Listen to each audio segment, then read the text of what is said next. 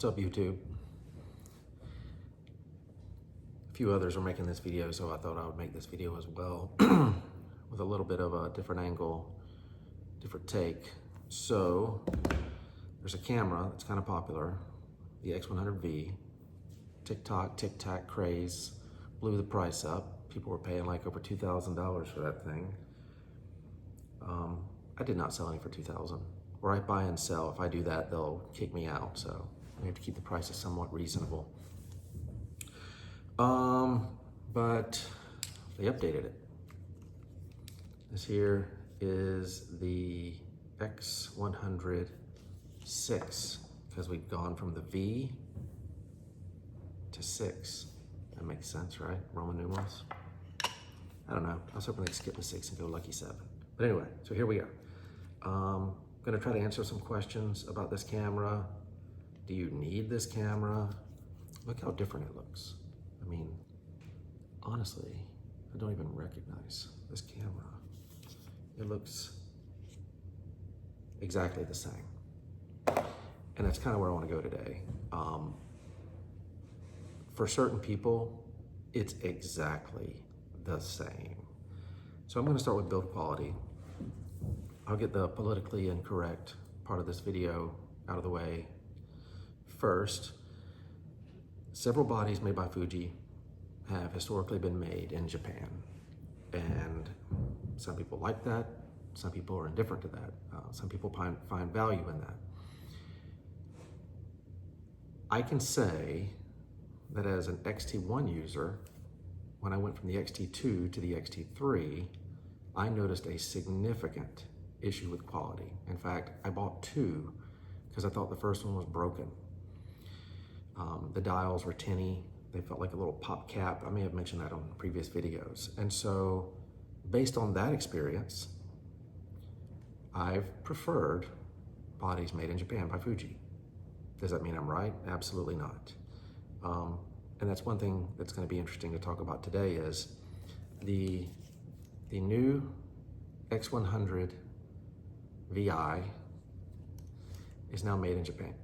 Just kidding, made in China. Yep, brought to you straight from the Republic mainland of China. Is it an issue? Nope, it's not at all. And I will be the first to say that I am extremely picky about build quality. I may have in the past tested devices for a living, if you can't tell. They just, at a certain job I had, they sent me stuff and I tested it and broke it and played with it and gadgets, phones, stuff like that. So when it comes to the X100VI, first thing I did is I got lucky, right? Like, I didn't even realize it was being announced. This is gonna be downvotes, but I woke up one morning and I got an email saying, pre-order your X100VI. And I'm like, what? Like, it came out. That's awesome. I should pre-order that. I didn't stay up. I didn't do anything. And I went to Adorama and it said pre-order. And I knew when I hit the button, 2 things. Because my wife's gonna be like, why are you buying cameras? Just buying cameras. Normally I don't. I normally buy used gear, buy and sell and trade used gear. But I bought the X100VI new. Oh, it's so glorious. It is beautiful. It is a beautiful camera. And I knew that I could A, sell it for, honestly, I could sell it for a premium. I could sell it for a few $100 more than I paid for it. So I could buy it for $16.99 plus tax, whatever it is, and sell it for plus 200, plus 300, no problem, like instantly. Option B is I could buy it and try it and sell it for basically what I paid for it, not a premium, maybe a little bit less. I did put the insurance on it, so if anything happens to it, if it drops, it falls or whatever, my money is protected. And so what I've decided to do when it came was I opened it. First option was don't open it, sell it for that big money. And I was like, no, that's not right. The people that do that, do your thing, capitalism, whatever. But I had to try it. And you guys know that I've used an X-T5 in the past. So this sensor is the same sensor that is in the X-T5. So when it comes to, sharpness, colors, clarity, stuff like that, you're going to get dynamic range. You're going to get the same thing pretty much that you're going to get in the X-T5. I mean, this has its own lens, integrated lens or whatever. And so let's rewind. Build quality. The dials. Nice click. Oh, I'm not here.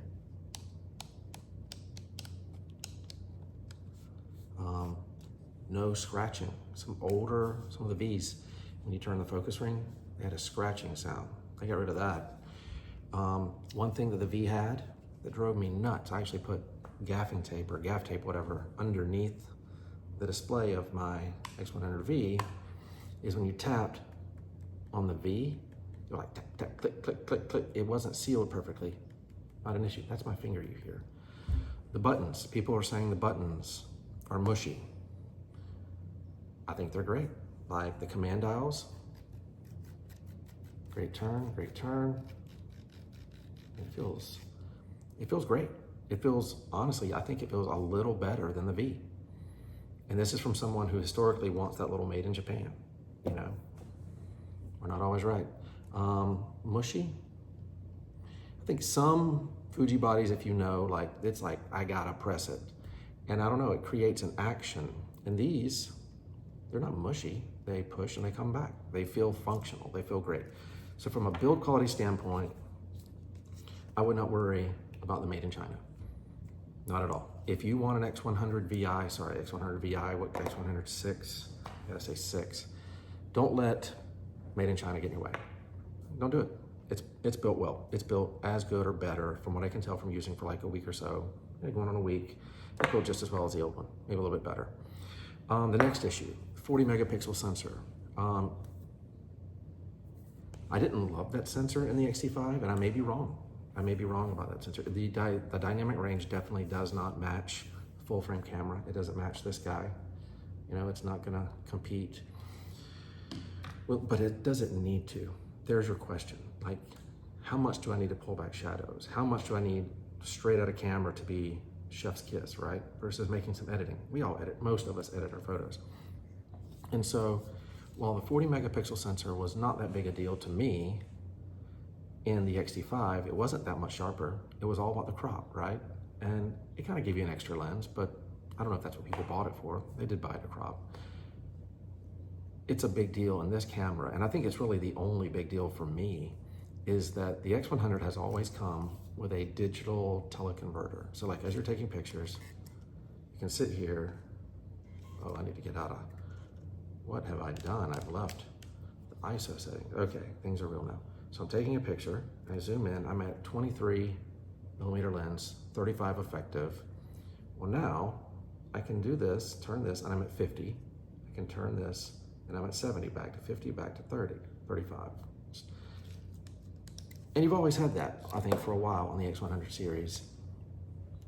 But now, with a 40 megapixel sensor, your 50 millimeter image is a 20 megapixel megapixel sensor. I need coffee. I should have done this after coffee. So you've got your 23, 35 effective lens at 40 megapixels, and you now have your digital teleconvert 50 millimeter image at 20 megapixels. And that's good. The 70 is at 10. And I've done some basic tests. Even the 10 megapixel, you know, image looks good. It looks good. So that's where the sensor helps this. So one of the new things, obviously, about the X106 is that sensor. And I think it's a big deal in this body because this camera, I made a video a long time ago and said if I only had to own one camera, it would be this. This camera is a Swiss Army knife.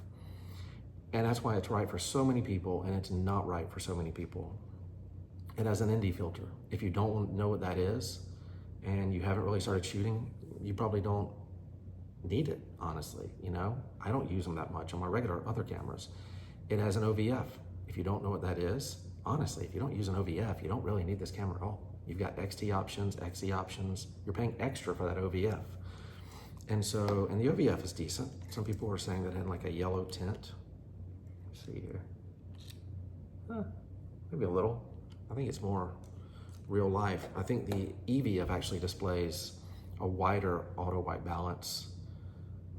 And so when you see the real life, it's like, whoa, yellow, but it's like, that's what things look like right now with the sun and everything. So I don't want to spend too much time on this video. I just wanted to cover the fact that, you know, it's a great camera. It's not for everyone.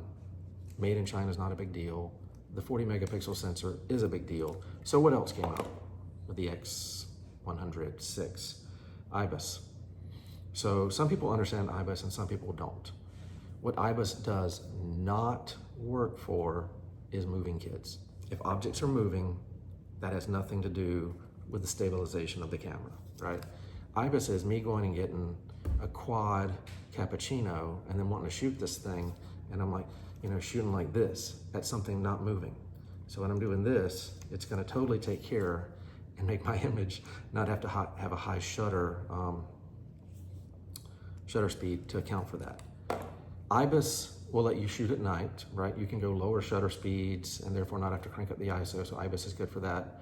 But if you're buying IBIS to like take pictures of your kids or sports moving options, it's not what it's for. For me,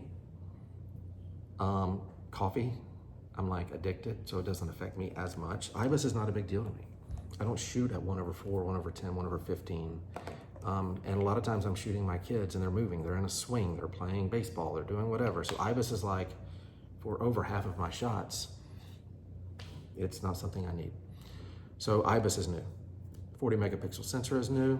That's awesome because it adds another tool to the Swiss Army knife. The IBIS is another tool, but it depends on your use case. The big change. Are you ready? The battery. I'm not sure you're ready.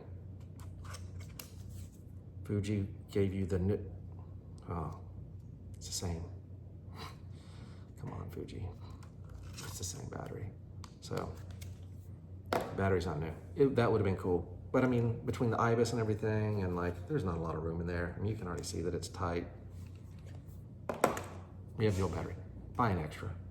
An extra, you get like, you'll have 600 to 700 shots. It charges via USB. Everybody's got a battery pack. What else is new? There's a new film sim. Reala Ace. For the first time ever with a new Fuji film simulation. I've tried it. I don't like it. I just need to shoot it more. From my experience, it just overexposes colors. It blows out colors. And like, I already have that issue with this camera. I'm already like stopping it down. You know, cranking down the exposure compensation. I don't need a film simulation to blow out my reds and my blues and my greens. So I'm sure that I don't understand it. I'm sure that there's science and there's professionals and they can tell me where I'm wrong, but I can just tell you, taking it out and shooting it, I don't use it. Oh, one interesting thing, timestamp Monday, March 4th. For some weird reason, when you bring your Fuji RAW files into Lightroom, you're missing a ton, not a ton. You're missing several of the film simulations. So you're missing classic negative, nostalgic negative, bleach bypass. And if anybody's watched my videos, I like to make vintage bronze recipe using bleach bypass. So, but I guess I do that in camera, so it's not a big deal. I don't do that in Lightroom, so it doesn't really matter. So just know that hopefully they'll eventually get those in there. The Reala Ace is in there though, so you can blow out your images in Lightroom, your Fuji files. What else is new? There are a lot of new video specs, video things and speeds and motions and stuff that I have no idea about because this is the absolute last camera that I'm going to shoot video with. And maybe I should give it a try because, you know, now maybe it works better. So you know what, I'll try it. But it's still not gonna be the first thing I grab when it comes to shooting video. We've already covered build quality. I'm actually very pleasantly surprised with the build quality. So I wanna take a moment for our sponsor. Now that I have almost 400 followers, if you see this, you know, feel free to like and subscribe. That's how I'm supposed to say it, right? I'm gonna ask Apple to sponsor me for these. You have to have these. They make life so easy. Do not load your photos from your camera app or camera to the app. Often you can't get the RAW. It's like the sync is trash. We all know it. Read the reviews. The Sony app, the Fuji app, they suck. This, this, this, this, this. Open up Photos app, open up Lightroom, open up several of the photo apps. I use Lightroom and Capture One, and they load. They take a little longer with these huge ass files. The 40 megapixel sensor's got like 90 megabyte files. Oh, they flipped it. So whenever you get your 6, 2 years from now, unless you want to buy this one, just kidding. Whenever you get your 6, it used to be like this. Now it's face down, face down. I won't sing the rest of this song. So comps. An obvious comp, just from the look and the feel, would be the ZF, right? And I should probably do a video about this lens. I had to try this lens. It's the Voigtlander, I'm sure I'm pronouncing that wrong, 50f2 APO Lanther. And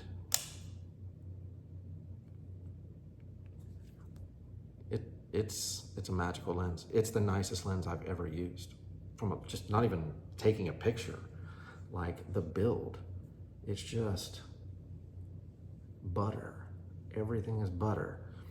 I should do a separate video, but the manual lenses work really well with the ZF because if your focus square is on what you're trying to focus on, and you're using peak focusing, you bring it in, the square will turn green. So not only do you have the peak focusing, but you actually can see the square tell you, hey, yeah, that's in focus. And it's pretty accurate. So, but let's take a look at this. This is a chunky beast. This is with a grip. Let's see if I can do this. Here. Oh, don't drop it. Here. We'll go to the side. Here. I mean, it's comparison. I don't know. I mean, like, just because they have dials doesn't mean I compare them, right? Like, that is no joke. It is much bigger. This is, you gotta wanna grab this.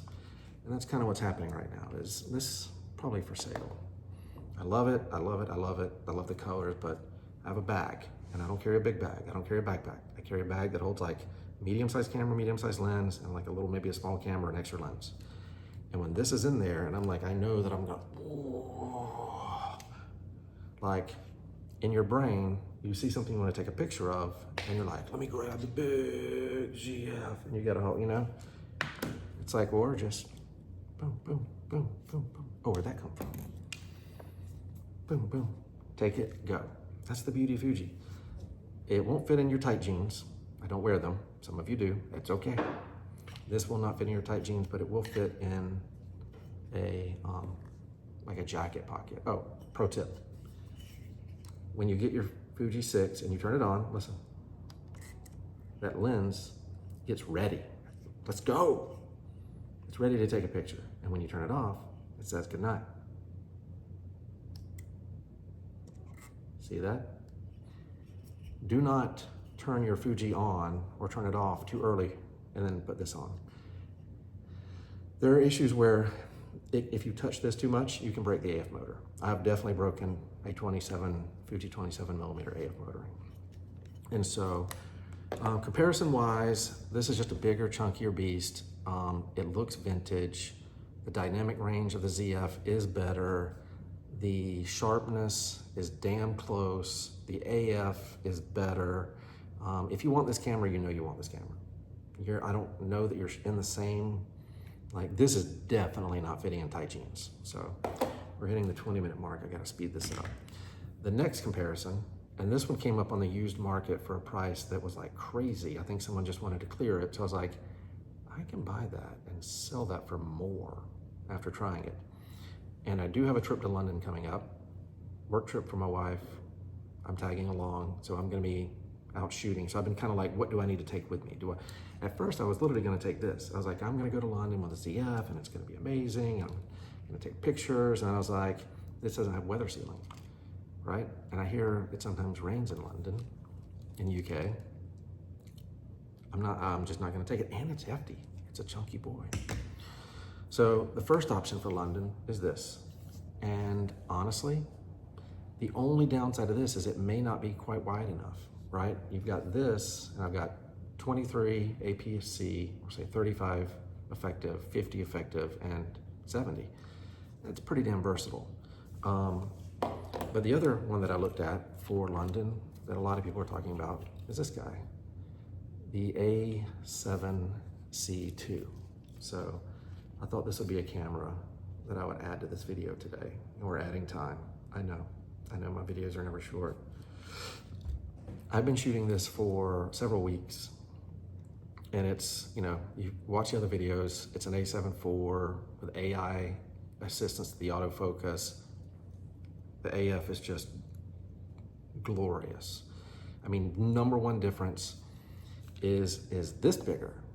It looks bigger, right? It looks bigger, but like, here's the kicker. Like, let's see if I can do these. Yes, it's the lens. The lens gets it. But this grip, just this little bit right here, maybe I should do it this way. I don't know if you can see it, is so significant, so significant. Like in the bag, I was talking about how you're like, oh, I want to take a picture. Let me grab my camera. I don't want to grab this big chunking thing. I'll throw that down. This comes out, it's easy, slides in, slides out, slides out, slides in. She said. This also does, and it's because of the grip. And for some reason in the bag, it doesn't take up that much more room, especially if you're feeding it down. Because from a down perspective, let me see if this works. It's not significantly bigger, I'm not holding these things well today. Let's see if I can do this. It's just not that much bigger. And so where does this, or how does this compare to this? Maybe I should do a whole other video, right? Let's do it now. Keep watching. Should I do another ad for the SD to USB? It comes in Lightning. USB to Lightning, USB to USB. Get yours now at the links below. Just kidding. The number one thing you're going to notice with the A7C2 from Sony is the AF is off the charts better. They've updated the AF in the X100VI and the XT5. It's better, but it's not like trusted. It's not like, gotta have that moment, eye tracking, I know it happened, right? With the Fuji, it's like eye tracking and let me double check, because it may have focused, may have not. This, like, you don't even review your images. You're like, I'm gonna take a bunch of casual shots, and I have it mapped to where this is, the normal shutter button in AFC or AFS. And then for my AF on is eye tracking, right? And so I just wanna take a picture. I can just hit this and it's gonna focus. Technically I could do this and turn on eye detect, right? But I have it mapped here, and it's based on the subject that I've chosen. And I think my subject is mapped to the trash can. So here I can say human, cat, train, car, human, right? And then I hit AF on, and boom, I just hold it. And with this, it's back to the witchcraft. It's back to, I see my wife, and they're having some coffee, and my boys are kind of like leaning on her, and I'm like, that's the shot, I want that shot. So I go around, and like one of them's like looking this way, so there's an eye. I literally just press the button, and I go here, yep, the little square is there, let me compose and get that other lady out of the shot, boom, done. And I know I got the shot. That's what this brings. This lens, and this camera, and this sensor is sharper than this lens and this camera. Where you're not gonna notice it is, I think, within like close-up. Like, I don't think you're gonna notice it as much, if you're shooting test charts, because this seems to do really well if I'm shooting, I test everything.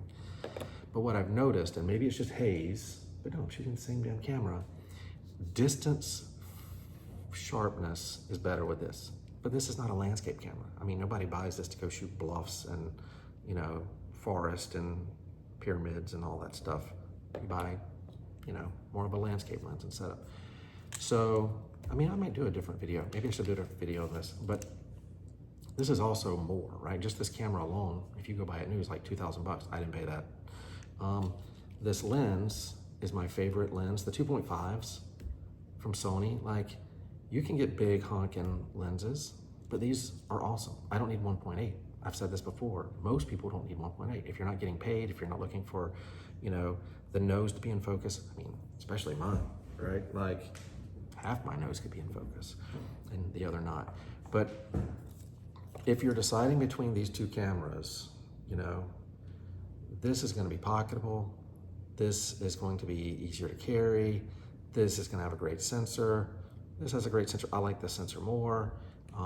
This is going to be crazy to say, but after shooting them side by side for a while now,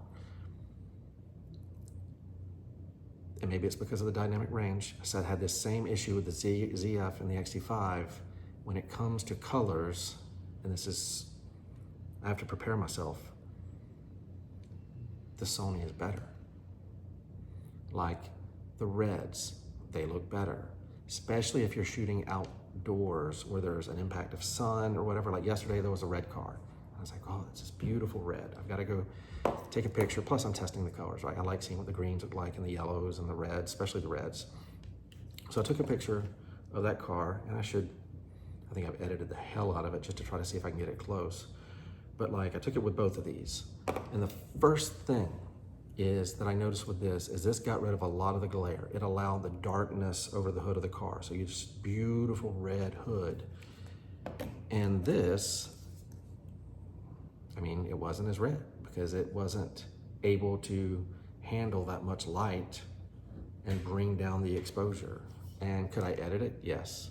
But I'll say this, in order to get this to match this, was not highlights. It wasn't just highlights. It was desaturating reds.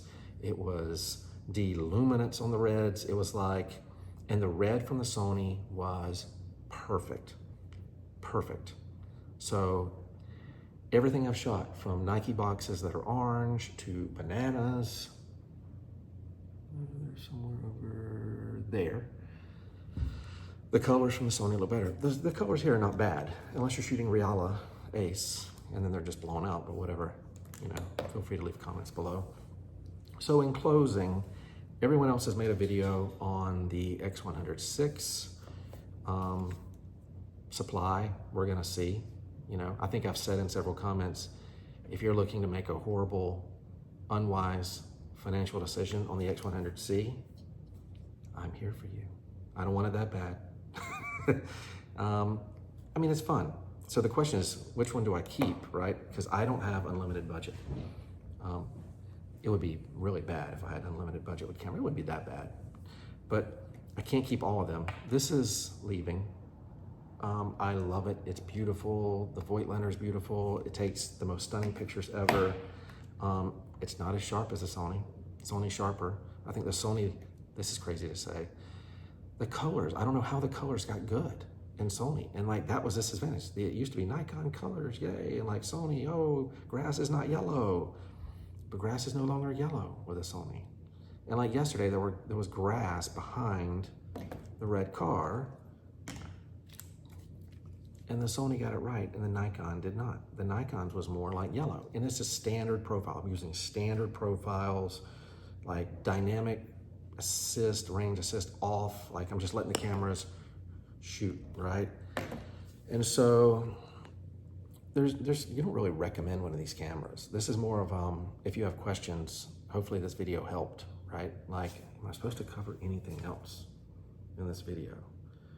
The one thing I want to say is, like, if you're looking at the X100V, the X100VI, 6, whatever, again, if you don't use an OVF, if you don't know or use an ND filter, you know, outside of just wanting some bling, you don't need it. You don't need the VI, you don't need the V. And why the ND filter? I'll give you an example. I go out, it's bright. It's like sunny California out there. And if I want to shoot wide open and take a picture of these beautiful flowers or even my boys, right? I can turn the ND filter on and I can still shoot wide open with this camera. So it's helpful in those scenarios. This is Sony, so it automatically gets points deducted for fun. You know, if we're on a scale of 1 to 10, I mean, this is a 10. It's Fuji, it starts at a 7. The X100 line makes it go up several points. You now get kind of like an extra lens on a fixed lens. It's one thing to give you an extra lens on a camera that I can put another lens on, like the X-T5, right? I said it wasn't a big deal. Like, it's another thing that when you only give me this lens, that I now get an extra lens at 20 megapixels. That's a big deal. Who is this for? If you value autofocus. If you go out and shoot city, like there's a guy, I forgot his name, Roman Fox. I love his videos, I truly do. If you go out and shoot cities like he does and hit just beautiful photos, I don't know how much he uses autofocus. He's so good, I don't know if he needs it. But like, if you aren't using autofocus, you might not even consider the Sony. Like, there's so many other options, because if you're just focusing on like the buildings or a scene or, you know, casual, and you're not worried about grabbing the eye, that's the benefit of this camera. I mean, now it has really good colors. And that for me is big. Like, I'm horrible at continuous autofocus. I'm horrible at composing, and I'm not a pro. So a camera that lets me literally like point at something, lock an eye, recompose, that is a lot of value to me, but it may not have a lot of value to you. So if that's not important to you, grab another Fuji. I think I got disconnected about the OVF. If you don't use the OVF and you don't use the ND filter, look at the XT line or look at the XE line, XE3, XE. I don't really like the XE3. I don't know, it's a bar of soap. I love the XE2, we still have one. The XT2, the XT4, I don't like the 3, and then the XT5. The XT5 is a great camera, it really is. So if you don't need, and you can find those now for like $1,400 used, right? If you do want the X100 line, you don't need this IBIS. I mean, really, like, you're shooting video, but again, video in this. The 40 megapixel sensor, I mean, it's an extra lens. So the question is, like, you can go get an X100V now for $800 to $1,000 less than this camera. Is IBIS and the 50 millimeter lens at 20 megapixels worth $1,000, $800, $600, $500? No, it's not. You don't need this camera. Most of you don't need this camera. I don't need this camera. I may sell this camera. I may keep it. Again, I'll be even on this camera, no problem, because of the hype. Thank you, Tic Tac. I know it's TikTok. I call it Tic Tac. So if you have to have an X100, get an F, get a V. Like, there's not so much in this that it's worth you going out and throwing your credit card down for that much money. So I think that's it. Hopefully this has helped. And if you have any questions about any of these, you know, the beauty of the Voigtlander stunning lens. If you have any questions about any of these cameras, I'm happy to help. If you want comparisons, I'll answer any question I can. And so hopefully this has helped, and y'all have a good day. Thank you.